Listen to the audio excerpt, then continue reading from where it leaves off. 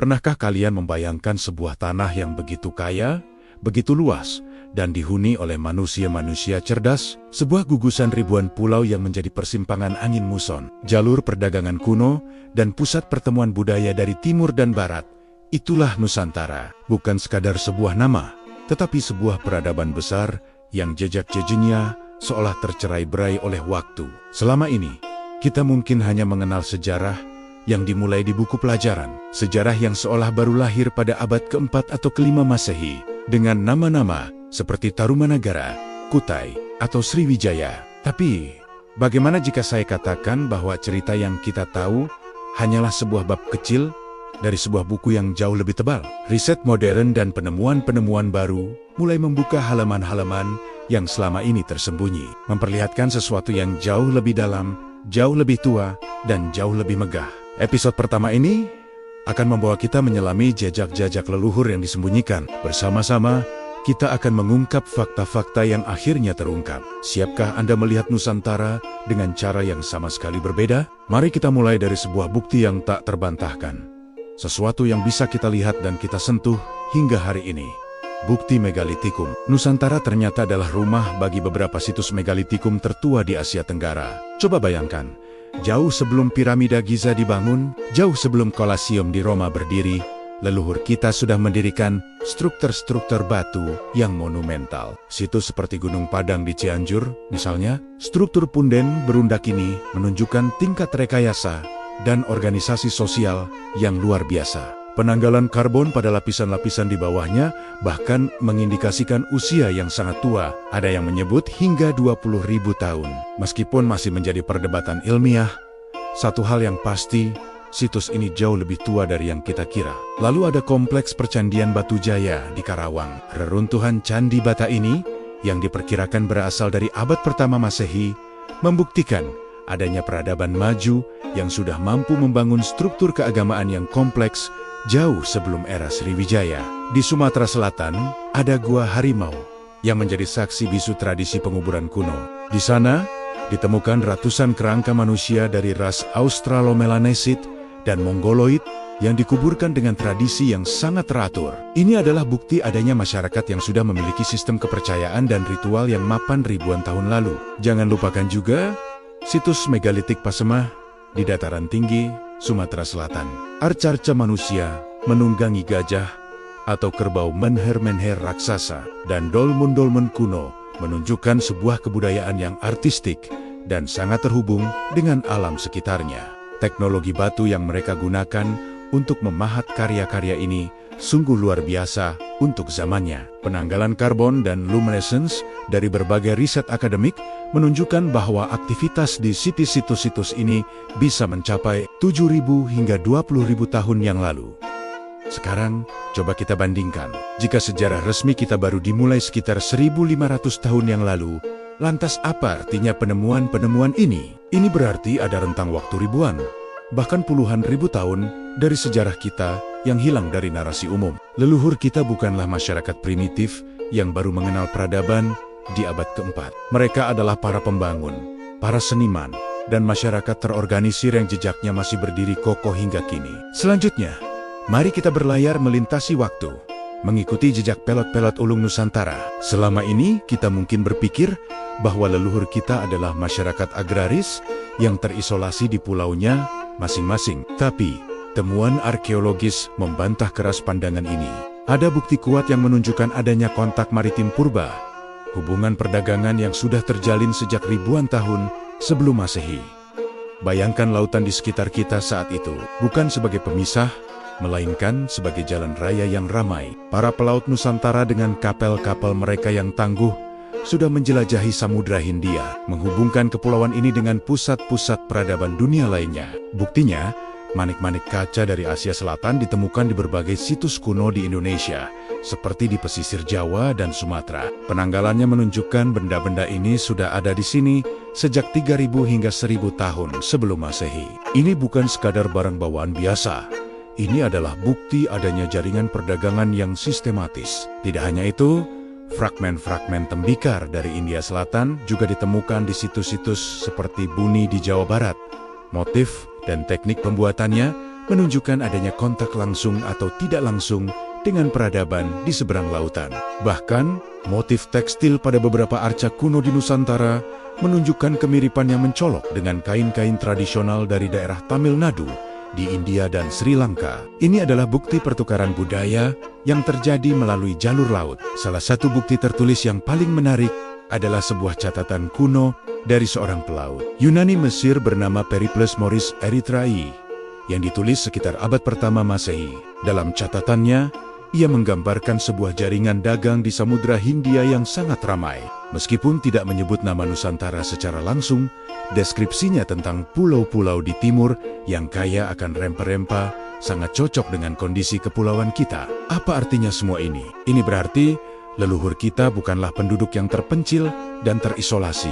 Mereka adalah para pelaut, para pedagang, dan bagian penting dari jaringan dagang global Samudra Hindia ribuan tahun lebih awal dari yang kita bayangkan. Mereka adalah orang-orang yang membuka diri pada dunia, bertukar barang, pengetahuan, dan budaya. Nusantara saat itu adalah sebuah hub maritim internasional. Sekarang, mari kita lihat bagaimana dunia luar memandang Nusantara di masa lalu. Ternyata, kemajuan dan kemakmuran kepulauan kita tidak luput dari perhatian peradaban-peradaban besar lainnya. Catatan-catatan kuno dari Tiongkok, Arab, hingga India memberikan kita gambaran yang sangat berbeda dari narasi sejarah yang sempit.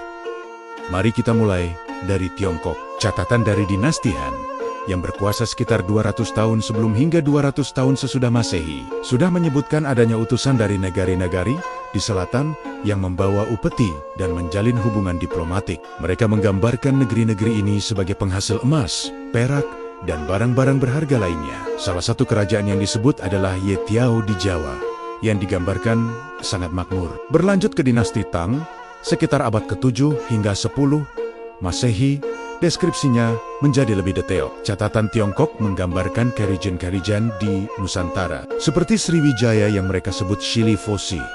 Sebagai negara maritim yang kuat, mereka memiliki armada kapal yang besar, mampu mengontrol jalur perdagangan Selat Malaka, dan menjadi pusat studi ajaran Buddha yang dihormati. Para biksu dari Tiongkok seperti Ising bahkan singgah di Sriwijaya selama berbulan-bulan untuk belajar sebelum melanjutkan perjalanan ke India. Ini menunjukkan bahwa Nusantara bukan hanya mitra dagang, tetapi juga sebuah pusat intelektual dan kekuatan politik yang dihormati di Asia.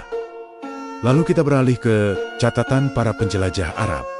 Penulis dan sejarawan seperti Al-Masudi dan Ibn Khordadbeh pada abad ke-9 dan ke-10 menulis tentang kepulauan di Asia Tenggara yang mereka sebut Zabaj atau Sribuza, yang merujuk pada Sriwijaya. Mereka terkagum-kagum dengan kekayaan alamnya. Mereka menyebutnya sebagai pusat rempah-rempah dunia, tempat kapur berus, cengkeh, dan pala berasal. Pelabuhan-pelabuhannya digambarkan sebagai yang tersibuk di dunia, tempat para pedagang dari Tiongkok, India, Persia, dan Arab bertemu dan bertransaksi. Al-Masudi bahkan menceritakan tentang kekuatan Maharaja Zabaj yang begitu besar, yang konon setiap pagi akan melemparkan sebongkah emas ke dalam sebuah danau sebagai simbol kekayaannya yang tak terbatas. Tentu ini mungkin ada unsur legenda, tapi ini mencerminkan betapa besarnya reputasi kemakmuran Nusantara di mata dunia saat itu. Jadi, dari catatan-catatan asing ini, kita mendapatkan sebuah gambaran yang jelas. Nusantara di masa lalu adalah negeri yang makmur, dihormati, dan merupakan pemain kunci dalam panggung politik dan ekonomi global. Bukan sekadar titik kecil di peta, melainkan sebuah pusat peradaban yang disegani. Terakhir, mari kita kembali ke rumah untuk melihat jejak-jejak kecerdasan leluhur yang mereka tinggalkan untuk kita. Simbol-simbol ini tersebar di mana-mana, dari prasasti batu, tenunan kuno, motif kapal di relief candi, hingga tata ruang desa adat. Semua ini bukan sekadar hiasan, melainkan sebuah perpustakaan pengetahuan yang merekam kebijaksanaan mereka. Coba kita perhatikan relief-relief di Candi Borobudur. Di sana, terukir jelas berbagai jenis kapal dengan teknologi yang canggih untuk zamannya. Ada kapal bercadi ganda yang stabil.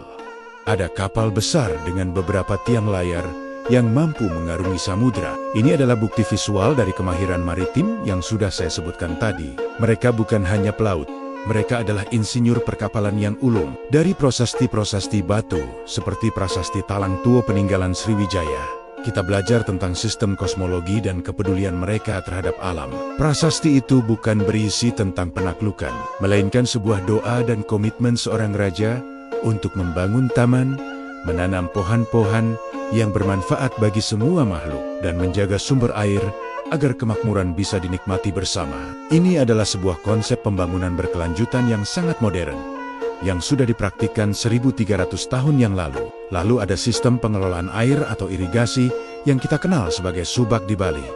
Sebuah sistem yang begitu rumit dan adil, yang didasarkan pada filosofi Trihita Karana, yaitu keharmonisan antara manusia dengan Tuhan, manusia dengan sesama, dan manusia dengan alam. Sistem ini telah diakui sebagai warisan dunia oleh UNESCO, sebuah bukti kecerdasan sosial dan ekologis leluhur kita. Kecerdasan ini juga tercermin dalam acara Nacoren, perdagangan di pelabuhan-pelabuhan kuno, manajemen pelabuhan yang efisien, dan hukum laut yang ditegakkan untuk memastikan keamanan para pedagang. Mereka menciptakan sebuah ekosistem ekonomi yang stabil dan menarik bagi dunia. Semua simbol ini, semua jejak ini, jika kita rangkai menjadi satu, akan memperlihatkan sebuah gambaran yang utuh tentang peradaban Nusantara. Sebuah peradaban yang tidak hanya maju secara teknologi dan ekonomi, tetapi juga memiliki kebijaksanaan dalam menjaga keharmonisan sosial dan hubungan dengan alam. Setelah menjelajahi semua bukti ini, mulai dari situs megalitikum yang berusia puluhan ribu tahun, jaringan maritim purba yang mendunia, catatan-catatan asing yang penuh kekaguman, hingga simbol-simbol kecerdasan yang ditinggalkan, kita tiba pada satu kesimpulan besar. Nusantara bukanlah bangsa pinggiran sejarah. Nusantara bukanlah peradaban yang baru lahir kemarin sore. Nusantara adalah salah satu pusatnya, salah satu titik api peradaban dunia yang sinarnya pernah menerangi sebagian besar planet ini. Mungkin kita pernah merasa kecil saat membandingkan sejarah kita dengan Romawi, Mesir atau Tiongkok. Tapi hari ini, kita tahu bahwa leluhur kita berdiri sejajar dengan mereka. Mereka adalah para inovator, para penjelajah, para diplomat, dan para filsuf yang membangun sebuah peradaban maritim yang gemilang. Yang hilang bukanlah kejayaannya. Kejayaan itu tercatat dalam batu, dalam logam, dalam relief, dan dalam katitan-katitan kuno di seluruh dunia. Yang hilang mungkin adalah kesadaran kita terhadap kejayaan itu sendiri. Sebuah selubung kabut waktu dan narasi yang tidak lengkap telah membuat kita lupa akan siapa diri kita sebenarnya. Tugas kita sekarang adalah menyingkap kabut itu satu persatu, memungut kembali kepingin puzzle sejarah kita yang tercerai-berai, dan menyusunnya kembali menjadi sebuah gambaran yang utuh dan membanggakan.